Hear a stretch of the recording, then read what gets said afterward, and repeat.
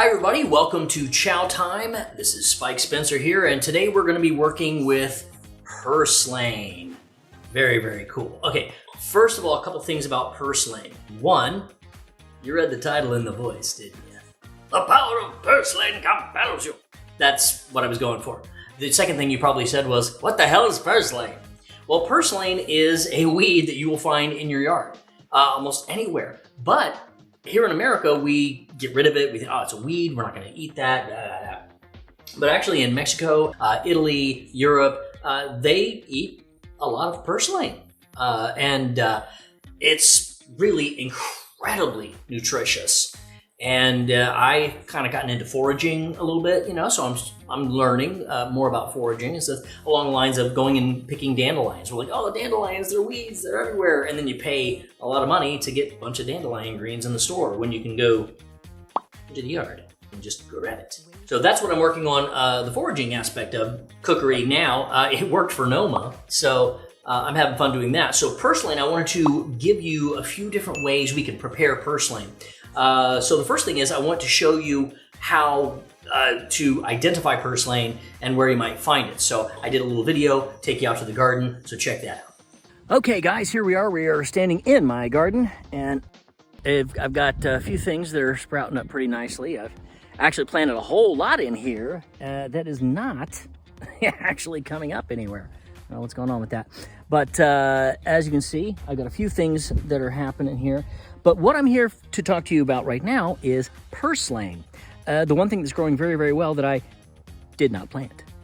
That's right, it grows wild. So here's purslane. Okay, so show you some of the difference here real quick. So I've got some radishes and sweet potatoes, turnips, tomato, and boom, purslane. This is purslane.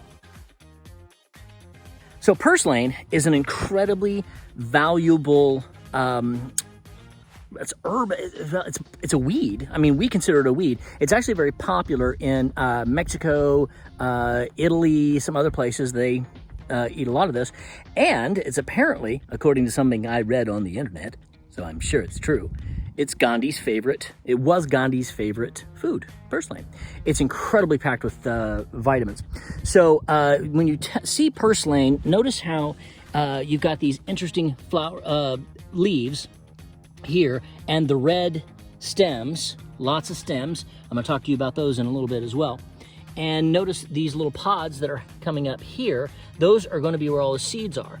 And there's a lot of seeds in here, I can tell you that for sure. This is purslane, so we're going to grab some purslane because we're going to be cooking with it today. So I'm just going to grab a big old batch here. Let's pull it up. You know what? The whole thing's coming up. Right. There you go. That purslane. That is what we're going to cook with today. Cue the airplane. I don't know where it is. There you go. Purslane. Let's go get cooking. Let's go get cooking. There it is. This is all live, people. There we go. Okay, now that you've seen how we got our purslane, I have already prepared it for the most part here. You want to wash it really, really well. You want to wash it maybe a couple of times, 2 or 3 times, possibly get all the junk off. Then you can use pretty much all of it. The first preparation I'm going to do here, I am sauteing some purslane with a little bit of garlic. I'm going to throw some garlic in right now. And yeah, pretty much any part of the purslane you can use with this preparation. And the garlic really helps it to give it some flavor, because it doesn't really have that much of a flavor on its own. It's kind of grassy, but it does take flavors when you add them. So I want to put a little bit of that garlic, a little more olive oil in there, and I'm going to give it a little blast of citrus. I want a little bit of lemon, because blast of citrus just brings out so much goodness in so many foods. There we go. And that's all we need right there for that. I'm just going to let it saute over here, and you'll see how that works in just a moment. Yeah, let that do its thing. Now, while we're doing that, while we're letting that do its thing over there, we're going to make a little salad, a very simple salad, and we're going to add purslane to it. So I've got some red onion. Obviously, you can tell, some red onion. I'm going to pop that right in there. I got some tomato. We're going to work with that right here. I have some little leftover tomatoes, so I'm going to go ahead and work on those. A little tip for your knives. This is a honing rod. Now this one, I just purchased from an awesome store in Denver. It is a ceramic honing rod. I've never, dealt with that before. Kind of cool. So I figured I'd check it out. Let's see if it touches a little bit of. Oh, look at that! Woo-hoo-hoo. Yeah, baby. Yeah, baby. There we go. We got some really good stuff here. Good stuff going on over here. There we go. Tomato. I've already chopped up some cucumber.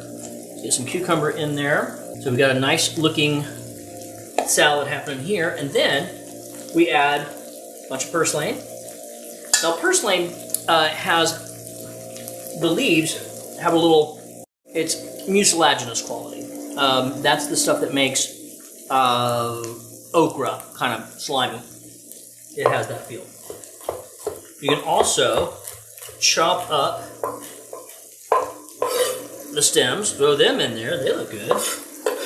And then I'm gonna add some cilantro and a little bit of green onion there. And you can do it this way, you can just do it very simply with a little olive oil and kick it with some of that lemon juice.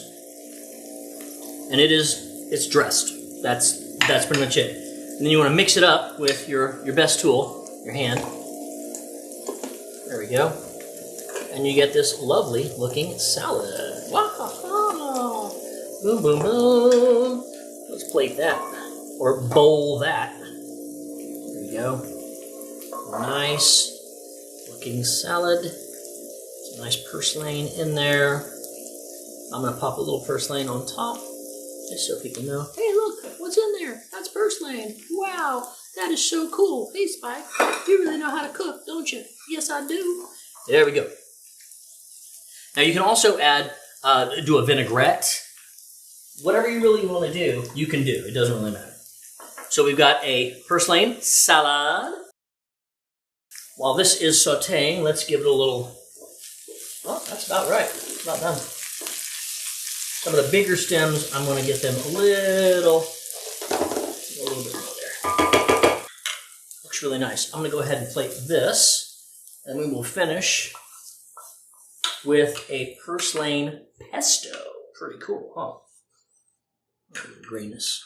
You know what else I would put on there? I have some Parmesan cheese over here that I would finish it with. Oh, look at that. That is gorgeous. There you go. Beautiful, beautiful purslane with a little bit of green onion on top, sauteed in olive oil and garlic. Beautiful, healthy, tasty, amazing. Now we've got actually two other things. We're going to finish this pesto first. Now pesto you can do with just about anything. You can do with cilantro. You do it with parsley. Especially when you have the stems left, you make pestos out of it. It's really pretty cool. But let's take a, you know what, let me cut this up a little bit. We are going to have some garlic. I'm going to blend it all with my favorite. You know what that is. My boat motor. So a classic pesto is going to have pine nuts. Put some good pine nuts in there. You can always use other nuts if you want, but there's always nuts and Parmesan in there. Make sure I get some good Parmesan in there. A goodly amount. And when I think there's enough, I'm going to add more. There you go. Parmesan loves me. Okay. A little bit of olive oil in there. I'm going to add some more in a sec. But let's get the boat motor out here. Take all that and let's see what we get.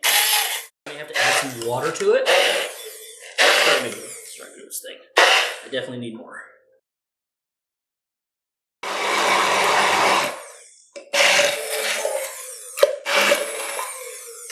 I think that's good enough. All right, here we go. Pouring out some pesto. Dun, dun, dun, dun, dun, dun. That is purslane pesto. Sprinkle a few extra pine nuts on top to make it look pretty, but don't need to do that. It is exactly where it needs to be. Put a little chili oil in there, dip some bread in that, whatever you need to do. I probably add a little more salt and pepper to that. The other thing I was going to share with you finally is with purslane, some of these stalks can get pretty darn big, right? You can pickle these stalks. I had never done it before, so I decided to try it because I like pickling. I think it's fun as hell. So then we take the purslane pickled right here, like that, and it's, oh, that's good. It is almost like capers. So what you could do, if you had some extra, you chop them up, and you throw them on your salad to give it a little extra oomph. Now you've got this little tangy component to your salad. It's like, what is that? I don't know. I do. It's the power of purslane. Okay, guys. In the end run, purslane is really, really great. It's plentiful. It's out there in the yard. And I think it knows what you're thinking, because I swear, when I first started gardening in California, I didn't even think, I was like, I read about purslane. I was like, huh, maybe I should plant some of that. And literally like 2 days later, there was purslane growing in one of the pots. I didn't do it. So it's amazing. It might be psychic. Anywho, it is very good for you. It is very easy to grow. You don't even have to do it. And try it. Be adventurous. Give it a shot. It may not taste like much at first, but once you saute it up with some garlic or you pop it in a salad, you're just adding great nutritional benefit to everything you're eating.